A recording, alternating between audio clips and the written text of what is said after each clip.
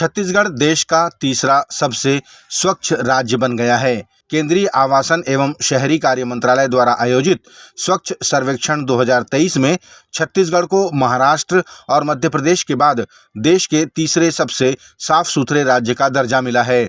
इस उपलब्धि के लिए भारत की राष्ट्रपति श्रीमती द्रौपदी मुर्मू ने भारत मंडपम नई दिल्ली के कन्वेंशन सेंटर में यह पुरस्कार छत्तीसगढ़ के मुख्यमंत्री विष्णुदेव साय को प्रदान किया।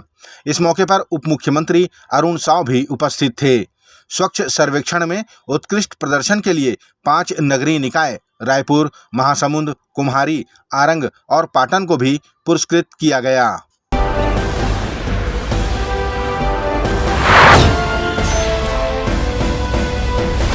छत्तीसगढ़ के स्कूल व उच्च शिक्षा मंत्री ब्रजमोहन अग्रवाल ने 22 जनवरी को स्कूल शिक्षा व उच्च शिक्षा के अवकाश की घोषणा की है। उन्होंने कहा कि 22 जनवरी का दिन भारत के इतिहास में अंकित होने जा रहा है, क्योंकि अयोध्या में भगवान श्री राम विराजमान हो रहे हैं। इस अवसर पर जो जहां है वहीं से भगवान राम का स्वागत करेगा। मैं स्कूल शिक्षा और उच्च शिक्षा विभाग की 22 जनवरी को छुट्टी की घोषणा करता हूं।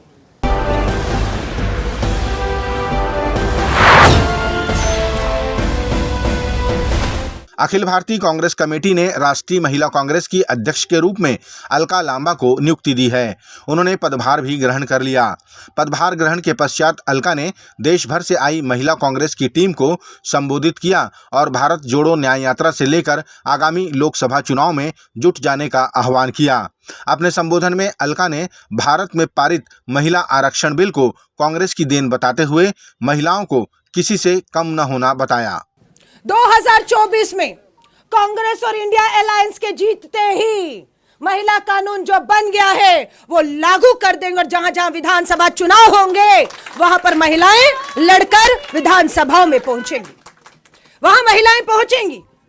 24 में महाराष्ट्र का चुनाव है, हरियाणा का चुनाव है, 25 में दिल्ली विधानसभा का चुनाव है। सरकार हमारी आती है, महिला आरक्षण कानून लागू हो जाएगा, महिलाएं पहुंचेंगी विधानसभाओं में। राहुल जी का ऐलान क्या था? राहुल जी ने ऐलान किया, उनका सपना है अगले 10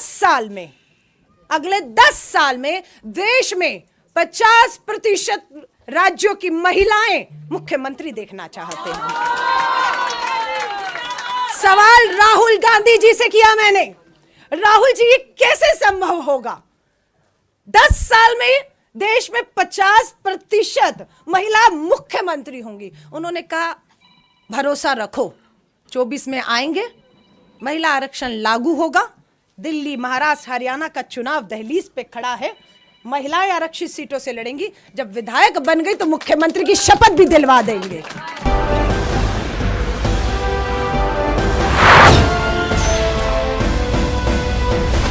पूर्व मुख्यमंत्री भूपेश बघेल के पिता स्वर्गीय नंद कुमार बघेल के पार्थिव शरीर का अंतिम संस्कार उनके पैतृक गांव में किया गया।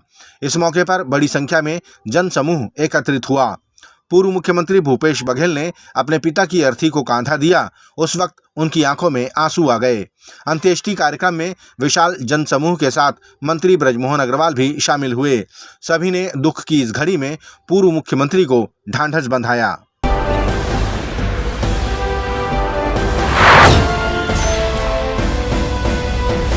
छत्तीसगढ़ कांग्रेस के नवनियुक्त प्रदेश प्रभारी सचिन पायलट राजधानी रायपुर पहुंचे। गौरतलब है कि छत्तीसगढ़ में कांग्रेस की करारी हार के बाद संगठन में फेरबदल करते हुए प्रदेश प्रभारी के रूप में कुमारी शैलजा की जगह सचिन पायलट की नियुक्ति की गई है।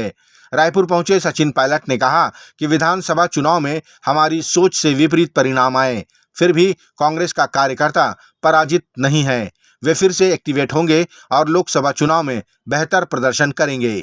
विधानसभा के चुनाव जो परिणाम आए उसकी उम्मीद हमें नहीं थी। हम समझते थे कि हम दोबारा चुनाव जीत कर सरकार यहाँ पर बनाएंगे। बहरहाल चुनाव में हार जीत होती रहती है, लेकिन इस चुनाव से कांग्रेस कार्यकर्ता कोई पराजित महसूस नहीं कर रहा है, क्योंकि हार जीत राजनीति का 2 पहलू होते हैं। लेकिन हम लोगों को जो सिद्धांतवाद राजनीति हमें करनी है, जो लोगों का संरक्षण को करना है, और छत्तीसगढ़ में मैं मानता हूं कि यहाँ पर हर गांव, हर ढाणी, हर शहर, हर कस्बे में कांग्रेस का कार्यकर्ता झंडा मौजूद है। हमें उसे एक्टिवेट करना है और समय बहुत कम है लोकसभा चुनाव के लिए, इसलिए आज से ही हम लोग पूरी तैयारी के साथ जुड़े हुए हैं। नई टीम हमारे पास है, बुजुर्ग अनुभवी नेता भी हैं, नौजवान नेता भी हैं, सबको मिलकर लेकर चलेंगे। और हमारी जो अग्रिम संगठन भी हैं, महिला कांग्रेस है, यूथ कांग्रेस है, सेवा दल है, NSUI है, इन सबको साथ लेकर आगे से लीड करेंगे और परिणाम कांग्रेस के पक्ष में आएंगे।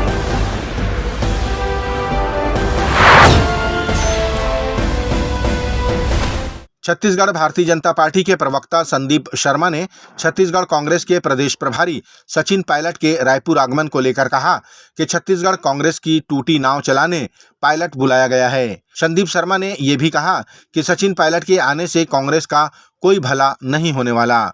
प्रवक्ता संदीप शर्मा ने उन कांग्रेसियों से पार्टी छोड़ देने की भी अपील की जिनमें भगवान राम के प्रति श्रद्धा है, क्योंकि राम मंदिर को लेकर अखिल भारतीय कांग्रेस कमेटी का धर्म विरोधी चेहरा उजागर होने की बात उन्होंने कही। छत्तीसगढ़ कांग्रेस ने अपनी टूटी नाव चलाने के लिए राजस्थान से पायलट बुलाई है।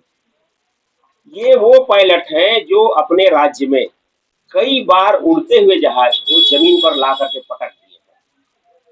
आपको ध्यान होगा कि कुछ समय पहले शैलजा जी के यहाँ पर प्रभारी बनाए थे, और ये वही शैलजा जी हैं जिन्होंने हरियाणा में कांग्रेस को डुबाई थी।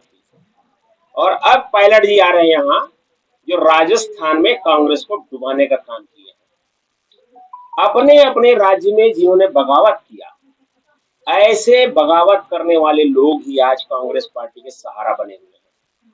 और छत्तीसगढ़ के जो बागी हैं, उन सारे बागियों को संभालने के लिए अब इस तरह के लोगों को कांग्रेस पार्टी अपने राज्य में बुला रही है। इससे कांग्रेस का कोई भला होने वाला नहीं है। दूसरी बात, कांग्रेस के केंद्रीय नेतृत्व ने तय किया है कि वे प्रभु श्री राम मंदिर के प्राण प्रतिष्ठा कार्यक्रम में भाग नहीं लेंगे। ये इस बात को तय हो गया कि कांग्रेस पार्टी का जो रामद्रोही चेहरा है वो अब खुल करके सामने आया है। यद्यपि छत्तीसगढ़ के कांग्रेसी अपने भांचा श्री राम के प्रति बहुत अगाध श्रद्धा रखते हैं, मैं उन सब से यहाँ पर आग्रह करूंगा कि वे सब लोग ऐसी पार्टी का साथ छोड़ दें जिनकी आस्था कांग्रेस की आस्था जहां पर राम के प्रति नहीं है।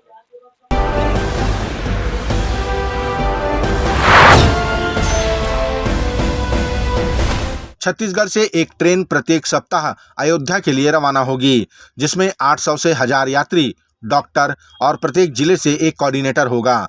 विकलांग और बुजुर्ग के साथ एक केयर टेकर को अनुमति होगी।